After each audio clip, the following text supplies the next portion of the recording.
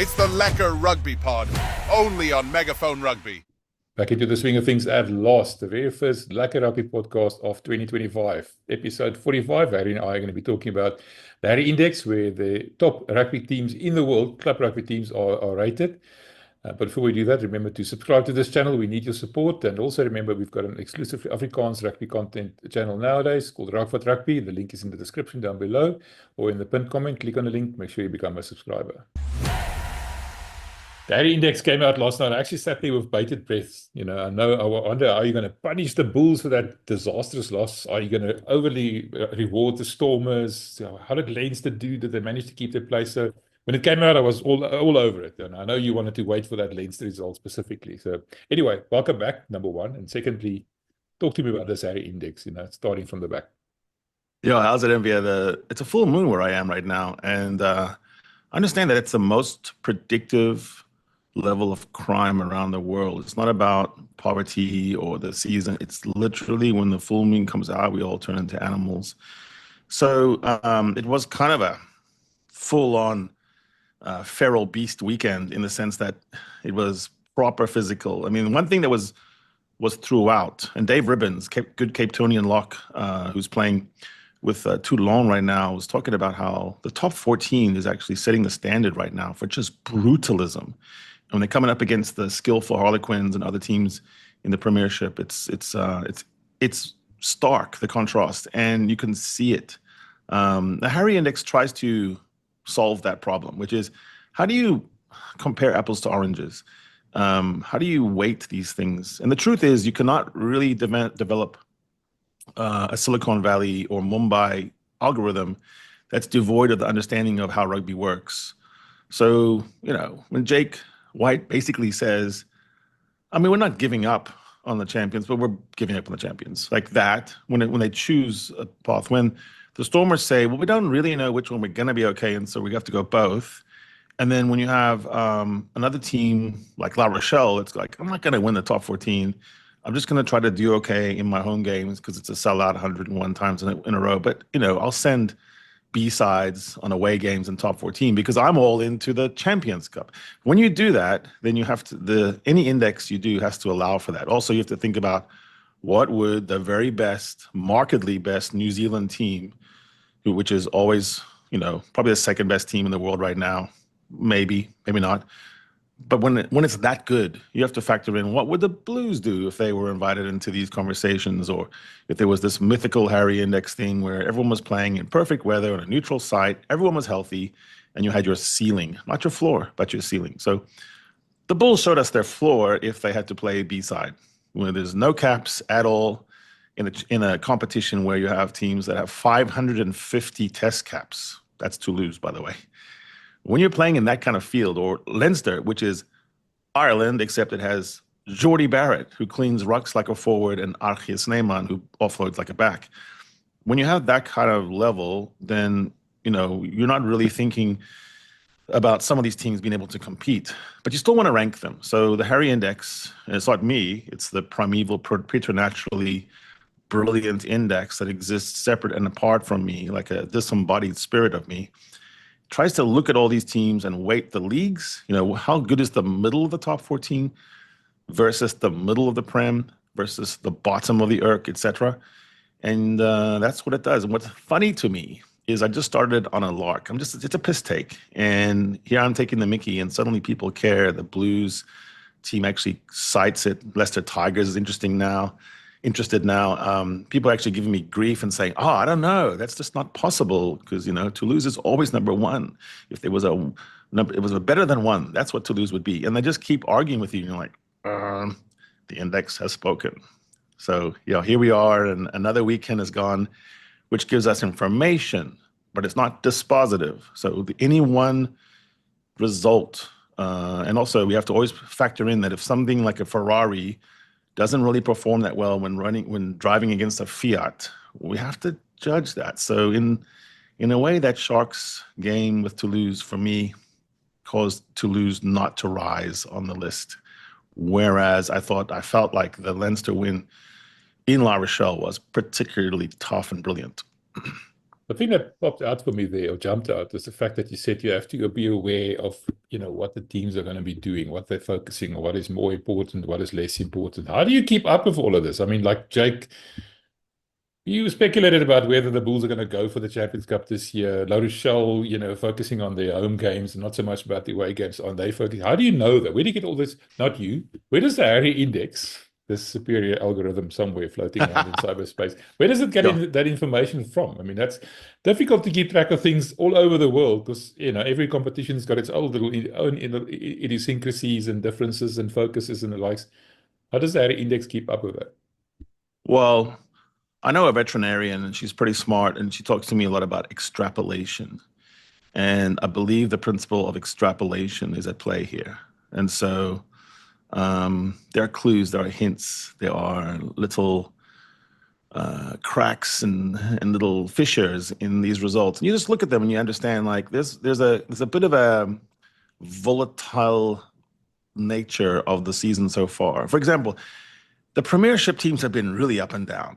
I mean, one week a team just gets toweled, and then the next week they muller someone, and the next one and so I've actually had to downgrade the Prem a little bit as an entire league and kind of shift the whole thing down a little bit because I just don't trust the Saracens now. If it was a be-all and end-all, quarters, semis, finals, not in the Champions Cup, which poses as the be-all and end-all, but it wouldn't be a decider. I think in this mythical tournament we're imagining, it would be something else where it's worldwide, proper season, like everyone's playing in the proper season somehow, and we have it all equalized and all health is there. You just have to look at the whole, and then you look at the individual parts and you extrapolate. So that's why I think it's pretty sound, and I think you can judge it by over a 10-week period or 15-week period, that it's very good predictively, but also it doesn't have to shift that much. There's very few teams that have Harry Index have rated highly that have just fallen, the floors dropped out from under them. There are a couple that I'm worried about. I mean, Saracens is one of them. Saracens seems to be a particularly flaky version of a team this year where any given Saturday, you're looking at a different series. So that's difficult because of selection, because of money problems, and because of South Africa being the only one in the whole comp that's trying to do it with only local players, besides Ben Loader or some, anomaly. I guess you could say Wales is that way too, but not by choice. But by choice, Africa is not bringing in overseas stars, and so it's difficult to weight all that. But when you just pick the best 23, everyone healthy, in the proper mode, I still think Stormers and Bulls, and probably the Sharks, belong in the conversation. It's just not going to be, for the foreseeable future, South African club teams are not really going to be able to compete in both competitions at the same time right now. Now, could there be a time in a couple of seasons? Maybe, but the depth would have to be really changed. We have Jasper Visa captaining his side in Japan, and you have Kwagga Smith captaining his side in Japan, and you have Damon Dialende kicking for his side in Japan. You have Ludiaka running a lineout in Japan. You have Jesse Creel tearing up trees. You just take all that depth, maybe even someone on the backside of the career, and like a Jan Surfentang, they would still teach young guys. It would still be, that would be the B side. You go, oh, the B side is Jan Surfentang. Well, that wouldn't be bad. So that's what these really fully stocked 48 million euro teams can do, is their B side really isn't bad. Well, you can basically buy 5 teams, 10 teams for that matter. I mean, that's 10 times the budget of South African teams to lose on their own. 85 million rand versus 48 million euros, which is roughly 900 and something million rand. So that makes a lot of sense. But I want to get back to your analogy of the full moon. And also, you talked about the Bulls and the Stormers starting from the back of your index, of the index.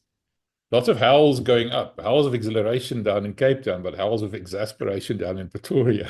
People are very unhappy or very happy. So, an apt analogy. Talk to me about those two. You had the Bulls and the Stormers at 11 and 12, with little dots connecting the two of them. I suppose that means that they're interchangeable. Start there. Tell me about that. I just like putting weird things in my index. Sorry, the index does this. No, I do that. Okay, the index does perfectly, but You're just printing it out. Yeah. I add the little dots because it means that there's some weird symbiotic relationship between our two teams, and in this pod between you and I. So the Stormers did win 14-0 against actually a very good team. So let's be honest. Sale is not a team that you would say would lose 14-0 to anybody. They certainly were playing a team that was devoid of at least three of their top players, two of their best playmakers in Damien and Sasha.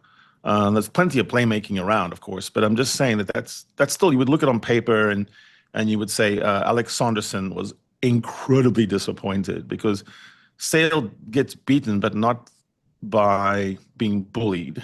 And they won the scrums. Like, if you come to Cape Town and you win the scrums, you're thinking you're in there with a good shot. Okay, so you might lose 14-12. You might win 16-15. You're not losing 14-0 if you get the starting tight head prop, the bastion, the sentinel, the rock, sent off for not scrumming. I mean, that's amazing.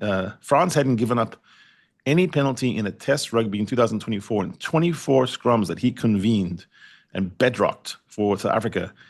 He was 13-0 up on scrum penalties, which is an amazing thing. That's a game winner right there. So everything was stacked against the Stormers in a way to have one of those days where it's really preposterous. And I used a lot of grief for my discussion about boys with bowling balls and backpacks climbing up the back of a drive-in screen and bombarding naughty film watchers. But I mean, listen, that wasn't the worst thing we did on Joel's in Cape Town in the late 70s and early 80s. One of my worst pranks was to capture all these mice from the lab at school. They're being used for experimentation. We thought, what if we put parachutes on top of them? What if we attach parachutes to the mice? And during the prayer in assembly, we launched them from the film room, and then they would descend gracefully onto the ground and then run around and drive everyone crazy. But the parachutes were hard to put on, and they didn't deploy very right. So you just had mice dying on impact. Hey, grow up, everyone. Don't get mad at me. Those mice were going to be experimented on. So they had a brief moment of joy. This is the kind of thing that the Stormers is built on. Just understand that the rugby DNA of the Western Cape is about bowling balls and smut films and parachuted mice. It's crazy down there. And so that's why Warwick Klan gets the Man of the Match award, when literally everything he does is absolute cock or complete brilliance, and sometimes in the same play. I mean, it's never enough for him. It's never enough. It's got to be behind the back. It's got to be, I've got to be better than Dylan Lades back in that one play he did sitting on his bum and doing the back. So everything in Western Province is about outdoing, someone in the past. And so it just seemed like Sale was going to give us problems because they're a proper fundamental team, good Northerner, Alex Saunderson, and Northerners tend to be like Northerners in South Africa. He was going to get the basics right. And then you think Bevan Rod is just pushing Frans Malherbe into oblivion. Saddest moment of my life in rugby. And then, you wonder. But then it was an explosion with JD Schikkeling running support lines. You had Mani Lubbock literally just kind of strolling for about 20 meters at the end to dot down and almost forgetting to do so. Galant waiting till the final, square inch to dot down. Sitole with a great try. Fenter powering over.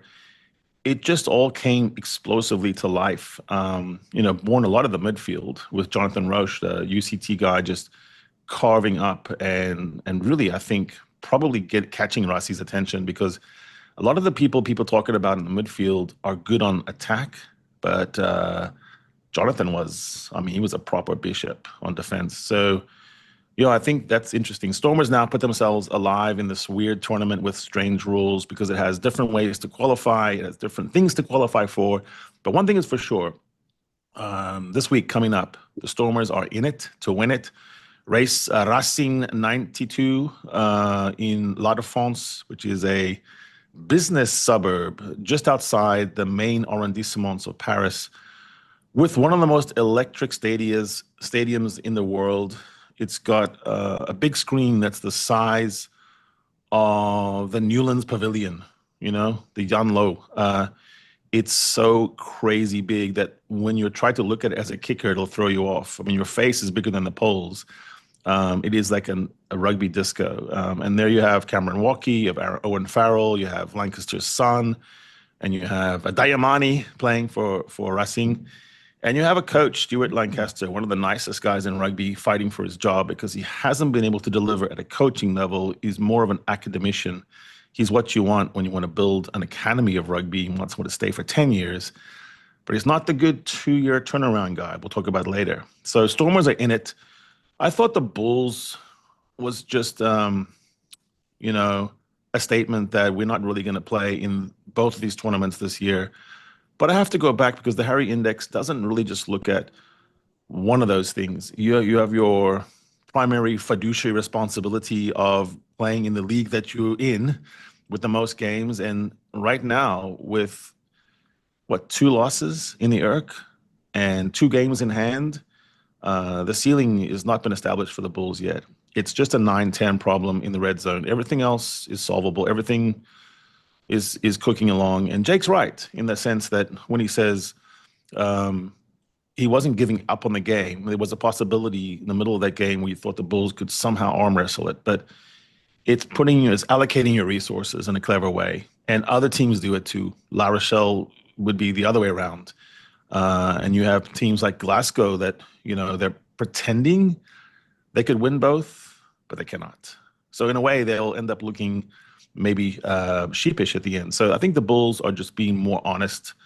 Now, they cannot really come out and say it because then they would destroy the integrity of the competition. But I mean, what Jake's saying is what he cannot really say, which is we're in the ERC and we want to get to the semifinals and the finals and undo the damage of a year ago. And for us to go long in the Champions Cup against 550 cap test international teams where every single starting player is a seasoned international. And some of those guys that they brought in are the best from their teams. So Chocobaris, Malia, Capuozzo, Jack Willis. I mean, these are stellar guys. They're not just Ben Loader. Sorry, Ben. But it's actually some of the best players from those test teams. So, no, I get that. So that's 12 and 11. I decided the Harry Index, the Oracle. I mean, the Harry Index gives me all the rankings, but I just choose whether or not to list top 20, top 15, top 12. And so top 12 this year, I mean, this week, there were other teams that were cut out: Bayonne, Clermont, Bristol, Chiefs, the Sharks, and even our friends in Japan, the Wild Knights. But this is the beginning of the Harry Index. Before we go on, I just want to make sure people go have a look at the video you and Andre Pretorius had where you discussed the Stormers, the Bulls, and the Sharks. I'm going to put it up here on the screen for you guys. And down in the description as well. You have to go watch that video because Harry and Andre, you and Andre, analyzed each one of these, where they're falling short to what they're doing well and what they can do to improve it. I'm putting it out here. Make sure you go watch it. So let's move on to the top 10. I'm surprised your number 10 choice, especially considering how well they did against Leinster, which for all intents and purposes are the best team in the world, looks like. La Rochelle. I mean, I was impressed by that. Dylan Lates, I still can't get over the fact that he was an average to good player in South Africa for the Stormers, played a bit for the Springboks. In La Rochelle, he's a different animal altogether. I wonder why that is. Yeah, Dylan Lates is a really wonderful footballer, probably one of the best soccer players in rugby. And he always puts that on display, in that he's his hands and feet, ambidextrous times 2. He was promised by Eddie Jones when Eddie Jones was coach of the Stormers for about 5 minutes. He took him to lunch. He told Dylan, hey, tell your dad you're going to be the first starting fly-off of color in the Springboks. I'm going to groom you. You're going to be my man. Fly-off. Yeah, you're taking over. You're going to be the number 10 that's going to change perceptions about race, culture, and life in South Africa. Eddie Jones, at that moment in time, knew that he was leaving and going to England. I don't know what he was doing. So Dylan talks about this, and he was so crushed when it came out that was all just a big kabuki and nothing, that he went to France happy to get out, happy to get away from such madness. Had he been able to come back, and I think, there were times when Rassie did include him in some WhatsApp groups and chat groups and alignment groups, but it never really came back. I'm for sure thinking that he is someone who's useful because he has that same kind of every player, every position that Sasha has, that Damien has, that Fassi can do. And I think Rassie likes that, especially in the 6-2, 5-3, 7-1 era and injuries and cards. He's a clever, clever player. What's funny is La Rochelle is a big, brutish team and has nothing of Lade's character. That's not a Bishop's team there. That's almost like Blue Bulls from the old days, in that they just roll over you. At some point, La Rochelle was just trying to get in one-on-ones where they could fall over with their fat bellies and score tries. And but then you have these guys at the back that can actually play. So it's very interesting. Lavadi Botia is a player who most coaches privately say is the best player in the world. I mean, like, for real. Not all the hype stuff, but he's just impossible to tackle. He's incredible on the jackal. He can play 12 or 7, doesn't matter. Like, literally doesn't matter. He can play both those positions and you would not know the difference.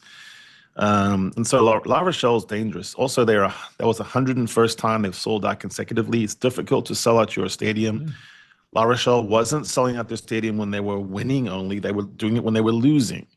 And the town is not big. The town is 84,000 people, and yet they can fill their 20,000 every single day from 2017 to now. One of the best barometers of how well you're doing as a team, as a club, financially, but also professionally, is if there's a bum in every seat, come hell or high water. That means you love your team. You're passionate for your team. There's no excuses. You're not a fair weather fan. It's not like the weather is always good in La Rochelle. So they are there, and they love their team. So I say all that to say that was a really consequential game for both of those teams. We'll cover Leinster in a minute. But for La Rochelle, for Ronan O'Gara, it was to say, without Will Skelton, without some of our big boys, we were a proper handful. If Astori makes those kicks, I think he had 2 shots at it, and maybe even convene another drop goal at the end, and then they would have won. When we say the ifs and the what ifs, we're not saying that someone didn't win or they didn't deserve it. It's important to look at the what ifs, because if there's only a couple that change the result and you're a coach, you go into your locker room and you go, hey guys, it's okay. We execute, we win. So that gives you hope. When there's 17 things that would have had to go right, it's a different matter. But when there's 2 kicks, and we'll cover this with the Sharks, when there's 2 kicks that go differently and you could win, or right there, you're in the draw, then that's really impressive. So even though La Rochelle's not having the best top 14, I put them in the top 10. The Harry Index did, because they have shown the ability to mix it up with the very best and grind. At home, I'm sure, different result if that was in Dublin, different result if that was in Cardiff in the final. But La Rochelle did announce that they have, in this type of format, in a knockout match, when it's a real struggle, when the score does not go over 20 for both sides, they are a proper handful. All right, Montpellier. That's another surprise to me, because they haven't been shooting the lights out, but they absolutely annihilated the Lions. The Lions were lucky not to lose by more. So talk to me about that one. This is a compliment to my friend Ringo and his Lions. The Lions are good. And so, in a sense, you could say this result's not just built on that, but I'm giving them credit for coming to the Lions and handling them with ease. I'm actually, the Harry Index has rewarded Montpellier because of their top 14 form. They are right there in the mix. They are in the top group of a grueling competition. They play twice as many matches as every other competition. They play at home and away, and there's 14 of them, so you can do the mathematics and realize how many games that is.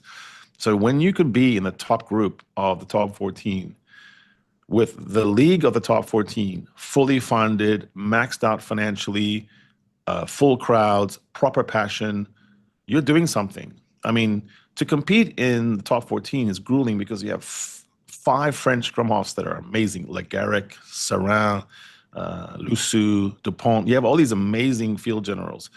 You have stacks of wings. You have all kinds of size, because, it's Argentinian, it's Samoan, Tongan, Safa. Everyone in the world is playing there. So Montpellier is just rewarded for its body of work.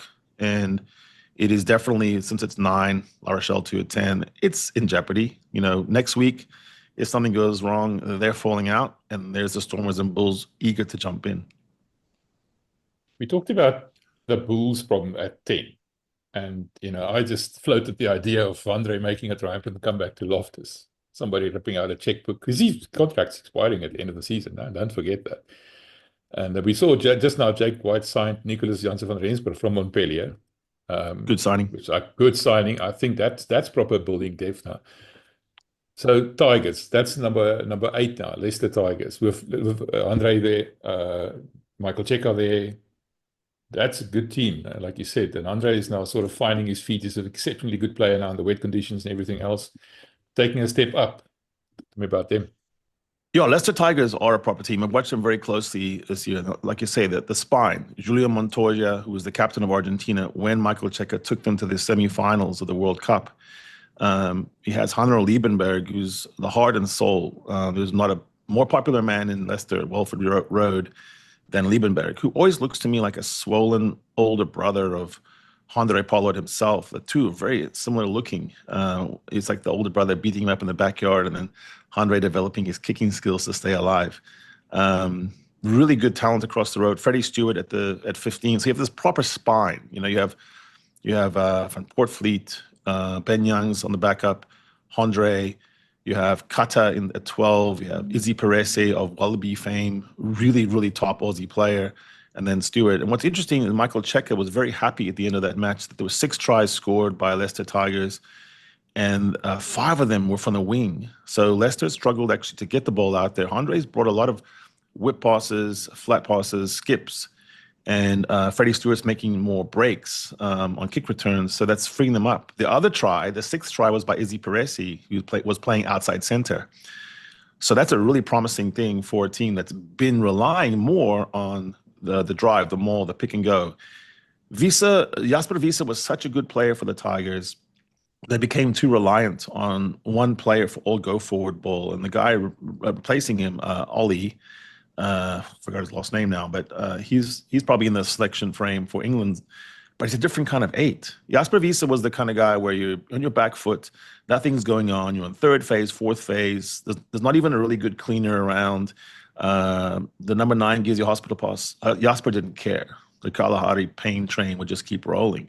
So in a way, under Dan McKellar, it was almost like give the ball to our best player and go. Freddie Stewart and Jasper Wiese, go. And now it's a proper Michael Cheika, Waratah, Argentina plan where there's different directions, where you have 2 lines being run on either side, where you can make choices, you can skip, you can put everyone in indecision. Tigers at number 8 with Andre Pollard driving the ship, for me, is a bargain basement. That's a bet. That's a nice bet. You look at the Tigers and you say, if they get into the quarters, if they get into the semis, do you really think Andre's going to miss a bunch of kicks to lose a game? Do you really think Julio Montoya, a test captain, one of the best test captains, is going to fade? Tommy Rafael, incredible jackal on the side, they're a handful as well. Michael Cheika strikes me as one of those coaches that you just want for 2 years.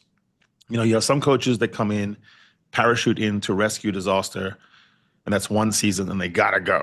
Maybe Eddie Jones, like they're just the worst beyond 1 year. Michael Cheika, sorry, the 2 Aussies, but a 2-year guy brings the fire. Oranges with Michael Cheika, it's like a poetic punk group. There's all kinds of things being hurled.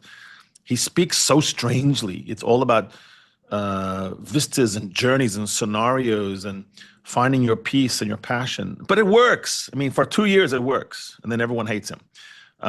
If you want someone to do that one whole cycle, a Jacques Nienaber, a Felix Jones, technician, Andy Farrell, you want someone to stay for 10 years and change your life, maybe you get a Rassie. Maybe you get one of those Kiwi coaches that just sort of, can invent something. Joe Schmidt, I guess, turned Ireland around.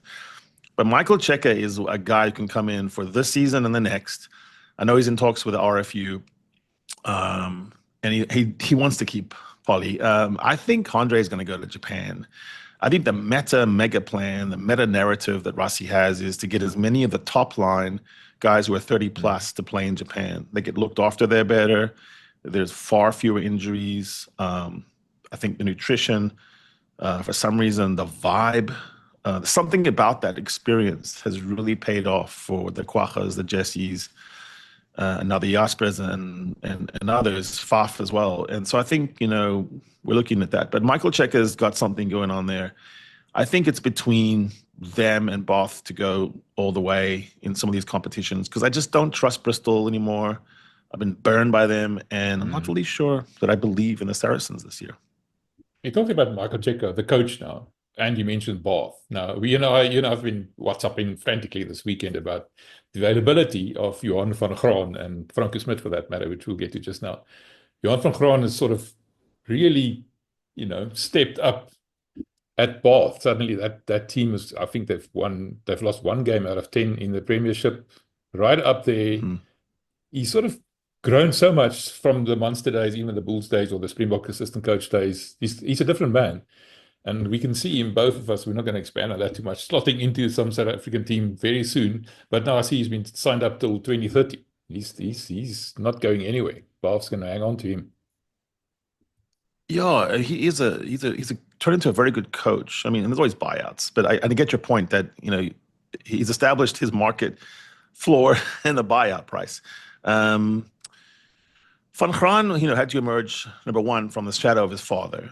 Then he had to sort of, grow beyond this stereotype that he had working with Hanneke Meyer, that he was a set piece guy, he was a line-out king, and get beyond that. Munster taught him humility, and that sometimes imposing a shape that departs from the DNA of your province doesn't work. And so he grew within that and set up systems that even now Munster was enjoying, I think, in a title run. When he landed at Bath, and he had this sort of, incredibly posh, Tony kind of supporter set, beautiful town, plans for one of the most amazing stadium redos, add-ons in rugby, where it preserves things from 200 years ago, but it has, modern toilets and food. Beautiful place to ply your trade. I think having Finn Russell as his field leader has taken Johan on an even additional journey. And this is different Finn. This is Finn 2.0. He's not trying everything like Marcus Smith does or Monty Lubbock does. This is Finn who wants to control a match and win. He's all about winning now. And I think that's actually been a beautiful coach 10 relationship, which is one of those things that is undercovered in rugby. The relationship between whoever it is you're saying control my game and the coach is so symbiotic. Those guys get really close. I think Johan's shown a lot. I would still think, and this is maybe you're not going to agree with me, but I think still Johan would be an assistant coach and do a bang-up job. And before anyone says anything about that, who doesn't love Tony Brown? Who doesn't love Jerry Flanagan? Who doesn't love, Mike Catt? These guys are geniuses, and they run their system. Sean Edwards, the defensive coach for France. It's an amazing thing to be Jacques Nienaber. It's almost like you have less of the pressure of the top man. But I mean, right about now, Jacques Nienaber is the most popular coach in Ireland. So Johan van Graan could run the entire forward matrix, from start to finish, not just attack, but attack and defense in forwards or the shape of forwards for someone. But also I think, he's happy being the coach. So 40-21 was the win. Thomas du Toit, the tank, is going to be in the Premiership team of the year. He'll be in the top. He'll be in the 15. It's already typed in, not just because of the 2 tries he scored, and he's scoring a lot of tries, but because he does everything well. And now Bath just needs 1 point from their next match to go into to go into the top 16. And I think they even have a chance of getting, they have a small odds of going for both, of winning their league and actually going very deep into the champions. All right, let's get into the French. Toulon, I don't know too much about them. I know a little bit in terms of what they did against the Stormers in Quebec and the likes. But yeah, number 6. French. 6. Toulon, Toulon qualified. They're in already with 1 round to spare, so they can kind of do some figuring themselves on round 4. Although there's always something to play for because you want to have home field advantage throughout. But they are a super physical, borderline personality team. They've got a really, really good 9. Baptiste Serran in a different era, in a different, if he had different timing, He would be such an amazing French number 9, and tragically overlooked. Cape Town's Dave Ribbons, who smart boy, big lock, and has all the physique and physical tools of that, but such a smart player and a captain. So many SAFA captains around the world. If you just look at it, if you actually look at it from that point, I want to do a diagram of that actually. So Toulon preaches the doctrine of power over possession. They just they don't want the possession. I mean, it's fine. If you give it to me, fine. But they like the power and the impact. There's a famous coach in American college basketball, Nolan Richardson. A basketball game is 48 minutes. And what he said is, like they said, what's your team shape? What's your game plan? He said, 48 minutes of hell. That's it. Toulon gives you 18 minutes of hell. Nobody likes to play Toulon, which is funny because it's a charming town. It may be one of the best places to watch a rugby match because you can sit in the stands and watch the harbor. It's a sweet, peaceful, southern coastal town with everything is chill. Everything moves at slower pace.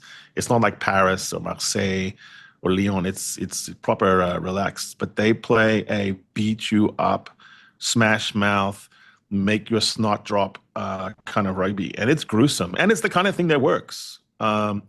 It's working in top 14, and it's the kind of thing that could work in champions. Nobody wants to play. No one wants to get the draw in the top 16, in the top 8 with Toulon. Nah, give me someone else.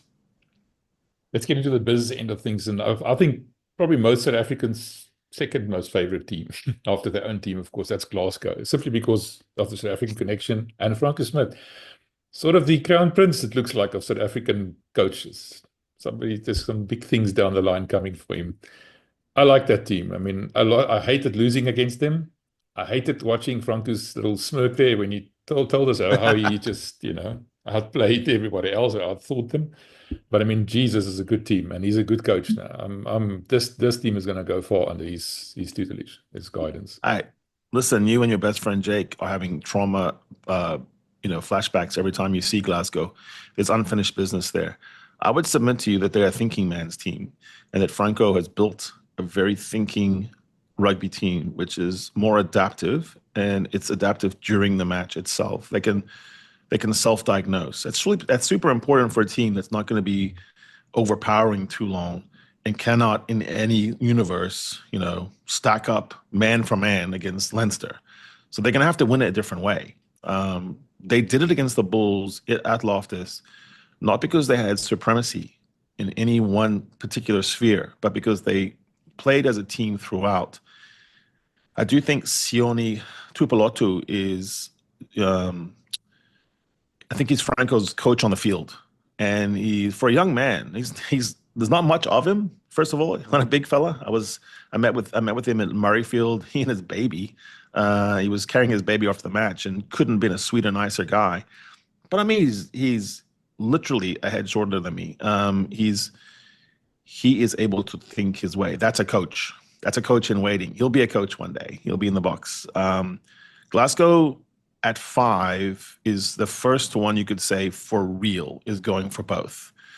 Bath and Toulon, maybe. Tiger's got to have a lot of luck. But Glasgow is saying, we think we're still the Urk and we can topple the Bulls or Leinster or anyone else who's challenging them there. And I think we can make a run. And they can make a run because they're a proper tournament team that does horses for courses, that always approaches every match differently. So a lot of the stats that you look at for these teams, like if you looked at Toulon stats, they literally tell a story of power over possession. For Glasgow, man, they're just all over the place. Like one day they play this way, the next week it's the other way. They can play kick return, they can play kick chase, they can play hold and fold, they can play blitz, they can do all those things. And they seem to be enjoying their rugby too, which is a really big point. I think the happiest teams are the ones that come to the fore. You know what? You talked about the thinking man's team, and that's exactly right. I remember I interviewed Franco after that win, and I asked him, this whole much tangled altitude matters thing, the Bulls' infamous sign, which I think they probably want to take down by now because all the teams sort of thought it out. But Franco was the first one. And he said to me, when he started at Glasgow, when the season started, or the season they won, they made a plan about how to cope with altitude. That means 9 or 10 months in advance, they already had this worked out. So by the time the actual final rolled around, it wasn't an issue at all. That's how far ahead he thinks and how much he thinks. Almost, and this is a very big hint here, thinking like a Rassie, isn't it? Yeah. Franco's a baby Rassie. He's the most like Rassie. I've said that Cameron Honeycomb is the player when Rassie picks him that's the most like Rassie as a player. Franco is the most like a Rassie coach. If you could put around him players like coaches like Johan van Kraan, maybe Ackerman. There are other people around there that do a lot of meticulous planning and where you have old school like Dobbo and Jake that just go, no, I just see what I see. Checker's the same way. Like if you listen to an interview with Michael Checker and someone says something about the game, he doesn't know the stats at all. He doesn't even know who scored the tries. He goes much more with the sort of overall feel. Try to work through, meters post contact with Jake, you get nothing. Try to talk to Dobbo about whether you hold or fold and how many times, what the folding system is. Like Andre Pretorius was talking to us about. He won't be able to talk to you about that. Franco can. Franco can talk to you just like Felix, or he can kick a chair just like Rassie, or he can embed you in a longer narrative story about your childhood and why you're playing for the blood of the saints that came before you. Like he can go. Franco is an interesting cat, and he downplays things. So he's up your alley in the whole no Windgat thing. So he's a little different than Rassie there. But make no mistake, underneath all that, there's a fire burning. And he loved beating you at Loftus. He loved it. Like every night he goes to sleep. And when he's sucking his thumb reading a bedtime story, he's reading about once upon a time when I beat them at Loftus, and he's having a chuckle. He watches that press conference. Just watch it on a loop. Like when he's in bed, he and his wife watch the final. I don't know if he's married, but he watches the scenes, and just has a good chuckle. Yeah, I think you've got quite a good few hints into that bit of the conversation. I like that. Now, number 4 and number 3, I want to talk to them as a unit, because number 3 is Blues, who's not even playing. They haven't played for several months. And number 4 is Toulouse, to many the most complete or most dangerous team in the world. You just mentioned 550 test caps. Every single player test playing, capped player as well. How can you put a team that's not even playing, that's only starting to play again in a month's time in the Super Rugby, at number 3 ahead of a team like Toulouse? That logic, explain that to me, please. Yeah, this is where the Harry Index is so objective, because I'm only going to speak in facts now. Let me just say these facts. Toulouse has not been at their best this year. They drew with Lyon, which is number 9, I think, in the top 14 recently. They've been struggling. They've lost a couple that they shouldn't have lost. They're only now hitting their straps, and they came fully loaded to play the Sharks. It was a bit hyped. And so, in a sense, they made a rod for their own backs, because then I was like, okay, so let's see that. What should the world's best team, which is purportedly the best team, that has 551 test caps, and those aren't just little test caps, those are the, that's the best. You're just lacking Damien Penaud, Louis Biel-Barré, Jonathan Danty, and Gael Ficou, and Antonio at the scrum. Everyone else is the French team except the replacements for the people I just mentioned, Chocobaras, and people like Malia. They're just as good or better. The only one you'd clearly give the nod to would be Antonio at tight end over Aldegheri, and possibly you would say that you would, on the wings, you might say. So in a sense, Kinghorn is probably not as good as Pinot. But beyond that, it's literally saying a team that everyone said was the favorite to win the Rugby World Cup in tests, but added special elements that they didn't have, needed, like Jack Willis and guys like Chocobaras. You add those to the mix. They're coming to Durban to play against a fullback that nobody knows, because Fassi's out. They're playing against a lock that in his dreams, he looks up to Ibn Etzebeth and says, I hope one day I can have one game out of the 120 test games, 140 test games that he had that's as good. I hope I can get capped one day, says that lock to himself. In the midfield, look on your arm in a fractured game like that with the ball bouncing around and Antoine Dupont giving up 7 turnovers and people scuffing kicks, nothing kicks by Toulouse. You don't see Rassie running away with some of those? Oh, yes, he would. In a game where it looked like Roman Antamak was shot by a sniper at the top of Kings Park, there was a distinct lack of speed on the field until you had Malia and Kupuatso come on. And so I think that's what Rassie would have carved up in that wet, slippery, humid sauna bath.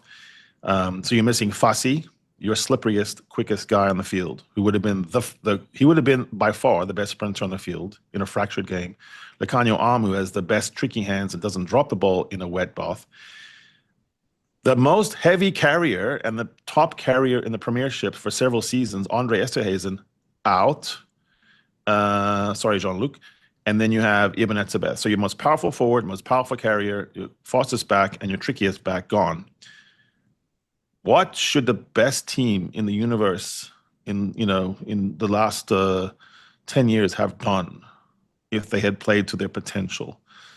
I would submit to you it's a bonus point or bust. So you have to get a bonus point. That's first. So they didn't get the bonus point and didn't really look like getting the bonus point. I would say the final 10 minutes, it was pretty much them hanging on and trying to deny the Sharks a way to get into 2015 final score. And then you look at that thing I just said, which is, what if you can analyze a game and taking apart all the 25 or so marginals, but just figure on 2 things or 2 or 3 things that could have been different for my side, for the Sharks. Oh, Jordan Hendrickson misses touch, going for the 5 meter instead of taking the 3. Jaden Hendrickson missing touch, going for 5 at the end of the game, probably would have rolled over. It looked like Toulouse was like dehydrated, had all lost 7 kilograms. 2 kicks. The ball's in your hands. There's nothing they can do. They have to watch it. Dupont, Ramos, they got to sit there and watch you execute. And so if you make those 2 kicks and you roll a 5 meter mole and you fall over and you flop over and you score, whole game is different. That is not comfortable. That's not a statement win. It was underwhelming, and it just felt like the malaise that Toulouse has had this year is still there because they should have handled those Sharks with, was it 7 or 8 of the Sharks that never played Test rugby? Some of those guys were in their first big game ever, including a fullback. So you'd think that Dupont would pick on him more.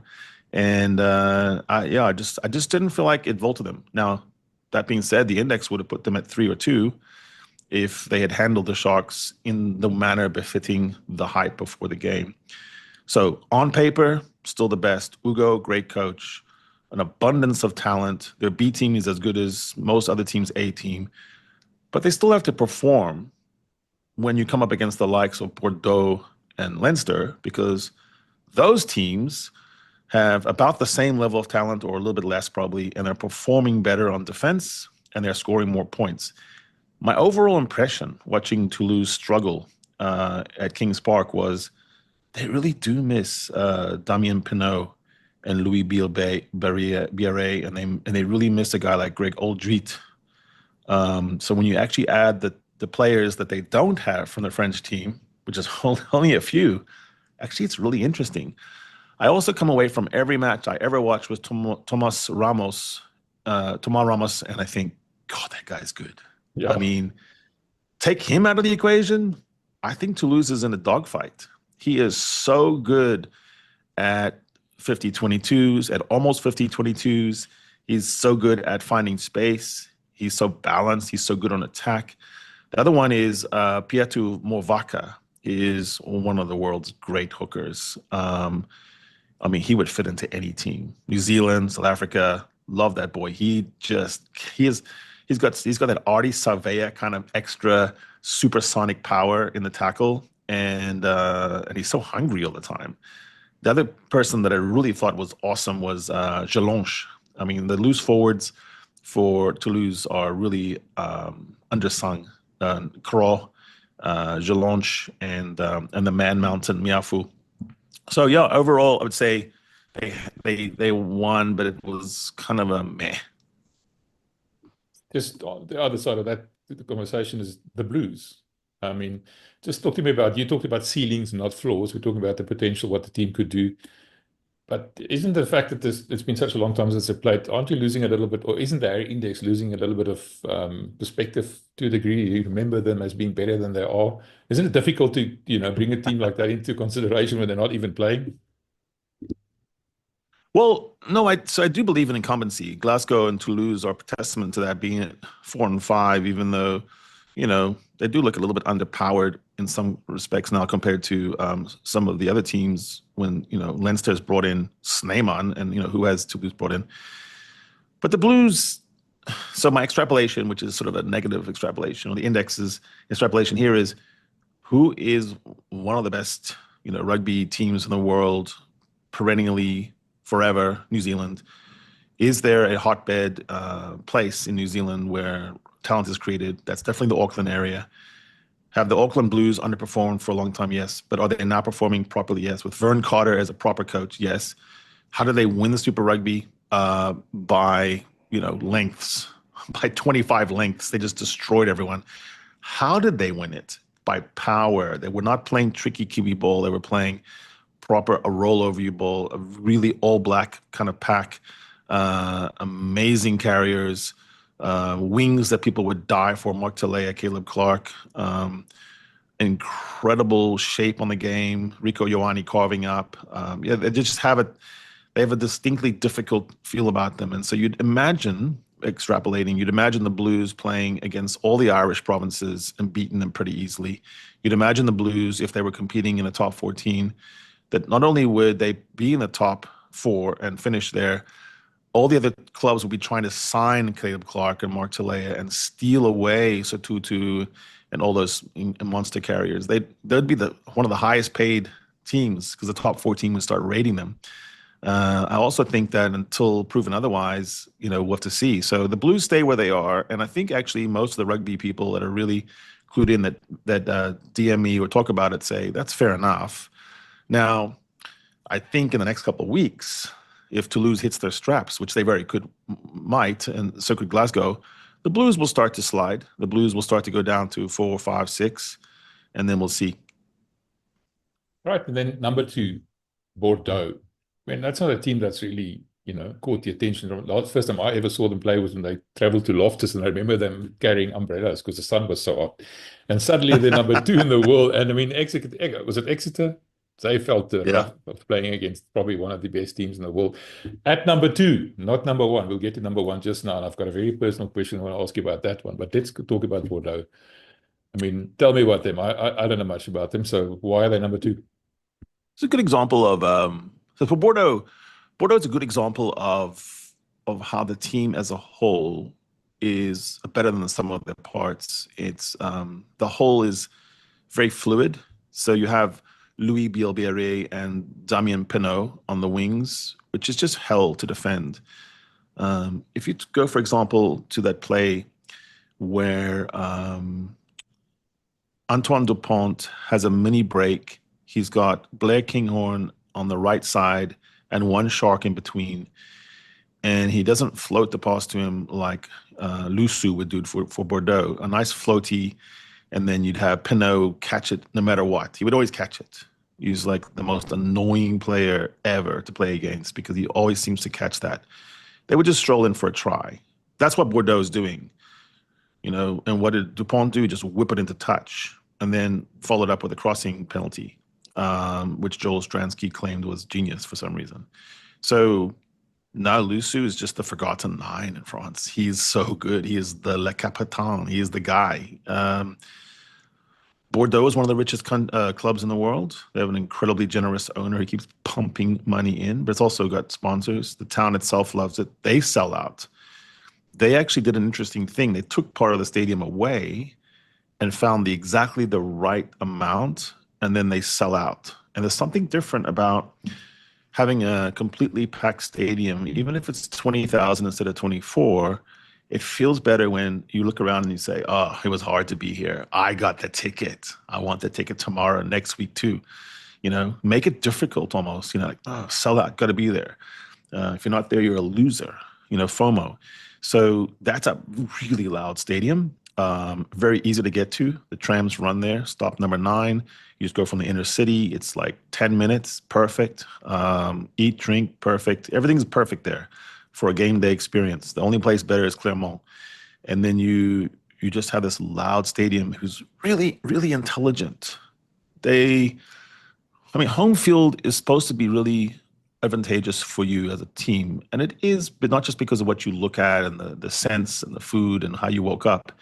The crowd itself, if it properly rewards like a Munster. Munster, when a kick goes up by Munster, I mean, if you're the guy trying to catch it on the visiting team, that's the loudest part of the game. When you pack a scrum in Bordeaux, it's like the whole crowd goes crazy wanting you to be pinged. That's such an incredible, come on. Refs get affected by that. Refs get affected when the entire stadium explodes and howls on a tackle that's really just marginal. It makes him look, guys. I mean, you got to do your part as a crowd. So Bordeaux has this feeling of saying, it's our time. They look like they can decapitate the king. I feel like they want this. I feel like I always look at this point of the season. I look at points differential because it doesn't lie. If you've played 10 matches and you're plus 174, whatever Bordeaux is, it's right there with Toulouse. But I just think it's a happier club. So maybe that's heresy. Sorry, but it feels like Toulouse is a bit hard on itself right now, and they're grinding it too much. I didn't see a lot of them smiling in the Shark Tank. Maybe it was difficult to smile with that sweat.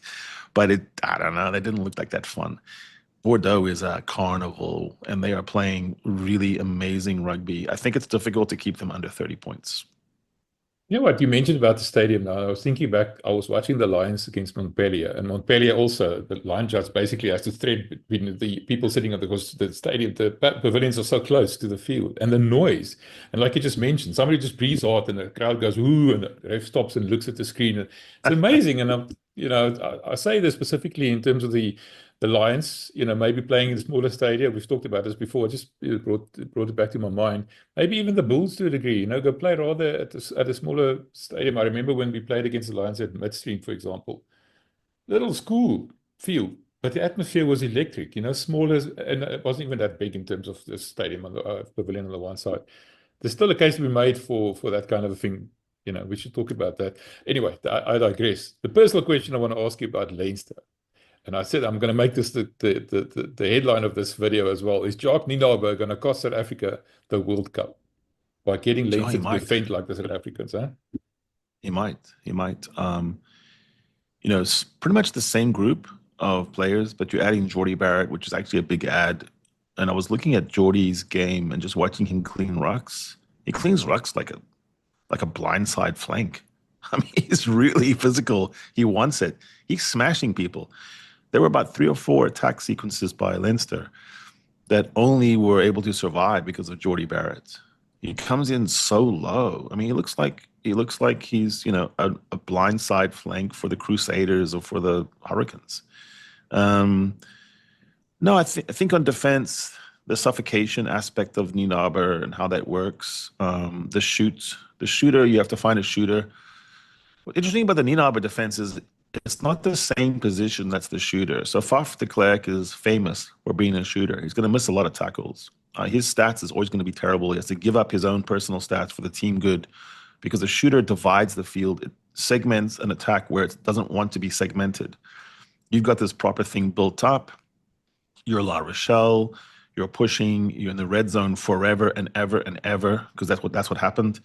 Leinster was calm. And they had one shooter, Gary Ringrose, an outside center, playing a bit like Jesse Creel. But Peter Steph Totoy is a shooter. Faf's a shooter. So when you have Peter Steph shooting, it's from position 2 or 3 from the ruck. When you have Faf, it's right on the ruck. When you have Jesse Creel or Gary Ringrose, it's way outside coming in diagonally. But Gary Ringrose was just coming in with perfect timing, just mucking everything up and hitting people and missing people. Getting an arm on someone, slowing them down, and then cleaned up by James Ryan and Joe McCarthy. Very much like the Nienaber defense, where Faf misses, and Quacha misses, but they're so far upfield they're in the wrong place for the attack to develop that they get funneled into Ibn, hello, see ya, dominant tackles.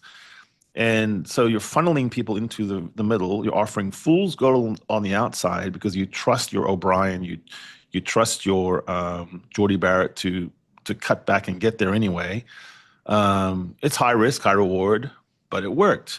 And what's interesting is if you can only have to score 16, 18, 20 points to win, that's far more effective than having a super attack that always scores 25, 26, because on your day when something doesn't go right and your system is set up to have to score 28 and then you cannot because of the bounce of the ball, the referee's calls, someone gets injured or something doesn't go right in your ornate, sophisticated system, you're in trouble.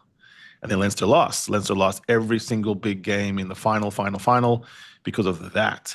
Because they were geared to have to outscore you 28, 22, 26, 21, and they would lose in those 21, 29, 19 because they couldn't.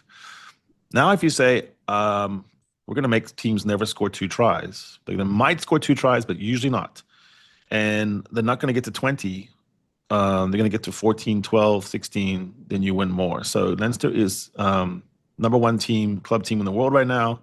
Their additions, whether it's Ninaber, Sneeman, or Slimani in the scrum and Geordie Barrett, are crucial and well thought. They're well considered. They haven't doubled up. You don't have a Marchand backing up a Movaka like in Toulouse, which is cool. It's gaudy, but it's not really like effective. You bring in Sneeman, he's everyone's best lock off the bench. He's able to get over the gain line every single time and always free his hands up. That being said, it was a beautiful match to watch for the neutral. And like I said, often we talk about how if you're the neutral, you don't know who you want to win. I like Rochelle. I think it's vibe. I like Dylan Lades a lot. Probably one of my favorite players. So I didn't really care that much to watch it. But I found myself when they were squaring off, I kind of wanted, I wanted Leinster to win the fights. I wanted them to just, I wanted to drop Aldridge. And so that's when I knew. So both sides missed kicks. And so when we play this kind of what 2 things could have changed, it kind of nets out. All I would say is I was screaming for Geordie to take the tee, and then he missed it. I kind of felt like a jerk. I do think so. So I think Leinster has some work to do, but their ceiling has not even been close to being reached. They've been cruising on this incredible defense where guys like James Ryan have been turned into snarling, unchained bulldogs in a junkyard. And that was never the way he played before. Joe McCarthy looks like that, on a normal Friday night. That's probably what he is. But James Ryan is a proper head boy. He's like the prefect. And you have Josh van der Fleer, so criminally underrated that I'm actually really happy he won World Player of the Year, so that no matter what happens the rest of his career, we can say once upon a time he was, because often I find myself thinking that he's the best player on the field. He's just so understated. Maybe it's the funder that makes him that way, He's got his old Afrikaner roots making him very modest. Alleged Afrikaner roots. Now you're stirring again. Mid-rant. 4 corners. No, he's definitely he's a good Joburg boy, I'm sure. But he just goes about his business. But they've added, what does Ninaber do? He's not the world's best rugby player himself. He hasn't got any renown for playing test rugby. He was a physio. He's got kinetics. I think he understands when he says sign your name, make your name, write your story. These are evocative words. These are phrases that make a young man want to fight somebody. But it's under control. It's a weird combination of calm. I never feel like Leinster is panicky. They know that when it's early doors and it's the first 10 minutes, keep infringing in the red zone. Keep infringing. Do not let them score a try. Always give up the 3 for the 7. Always. You're not going to get carded. And then you shift when it's possibility of card to a different way. His shooters are so remarkably coached. I think he must have extra sessions with Ringrose because he is looking very much like, one of these Safa shooters. To your point about, is it really helping Ireland? Well, we can see it did. in Durban, they beat us up. That's classic Nienaber. That was a street brawl. Um, is there enough in the tank in South Africa to overcome that? Absolutely. So I cannot wait for November 25th of November is a special day. I'm going to be in Dublin and I'm going to be dressed in something incredibly irritating. I don't know what it is yet, but we're going to have to kill that beast. But it's going to be a really big struggle because, I don't think Leinster has ever really won games in this fashion. So now they're winning a different way. And when a team can win different ways, like the Boks have learned to do, and when a team can learn to be the favorite and win. So this is where I think Nienaber is different from a lot of guys in South Africa. He can swagger. And I think Felix, Rassie, now Tony, Jerry, they realize that. It's not going to work to pull off this underdog forever thing. It can work sometimes, against the French in France quarterfinal. That was proper. They were the favorites. But most of the time now, Leinster is going to be the favorites in every match they play. So they can go all the way in both competitions, URC and Champions Cup, for the first time. So URC, they're very well positioned because a better defense when you have Jordi and Archia. I think they've upgraded more than any other team I can think of, more than the Bulls and more than Glasgow. You could argue the Bulls downgraded a bit. I don't know exactly how to put that. Vili's a year older. Kane Moody hasn't really hit in a position. Buta and Johan Goosen aren't playing as well as we hoped or should. And so, yeah, I think there's an argument that they maybe Bulls have just sort of stuck, and also they don't look as happy as they were. And you look at Leinster, and they look really excited, happy, optimistic, hopeful. They expect to win, if that makes sense. Glasgow, they look proper scheming. They look really ready to go. So I think Stormers and Bulls have a mountain to climb in the Irk to get up there. But on their day, I think the Stormers have enough superlative talent and chaos and mice and parachutes and bowling balls. They can do it. I think the Bulls are really stuck in, they need an attack coach that comes in with a different clipboard and a different set of plays. Whatever, blue 39 needs to be red 26. I don't know. Something's got to change in how, how you guys finish in the red zone. But it's soluble. The problem is, I think nothing stays the same. Leinster got better. Glasgow is more confident now because they already won. And you may not get a home final. So maybe you have to win the final on the road, which is harder. And in the Champions Cup, Bulls have already said, no thanks. But no team, I think maybe Munster's the only team that's gone on the road to win the champions. Home is incredibly important there, even though the final is a neutral site. So I think Leinster is well positioned there. The big cataclysmic fight in the France is between Bordeaux and Toulouse. So that's a mouth-watering thing. And I think what's helpful for Bordeaux is they think everyone's overlooking them. And us versus the world, undervalued but happy, is a really good combination for a team. Like, Leinster, Toulouse. What about us?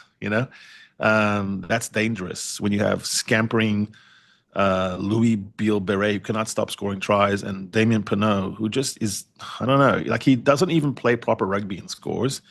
And it's all driven by this kind of incredible home crowd fervor. And then you have the spoilers of Glasgow and Toulon. Who knows how far Bath and Tigers can go. I think the Premiership's overall quality has slipped enough where I think when they come up against the shock of Toulon, Toulouse, Leinster, it's just too much. There's just too much physicality there. All right. Are you going to attend the French game as well, end of the year? Yeah, I'd like to do that double. But the one, to be honest, to be honest, the one I've really just I'm salivating about is Ireland. In Ireland, I was there to watch the All Blacks beat them, and I've never seen All Blacks more emotional. They were just, they wouldn't even leave the stadium. They were so happy.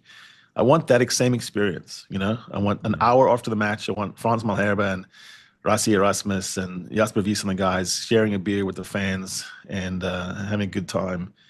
And I think it's time to get inside their heads.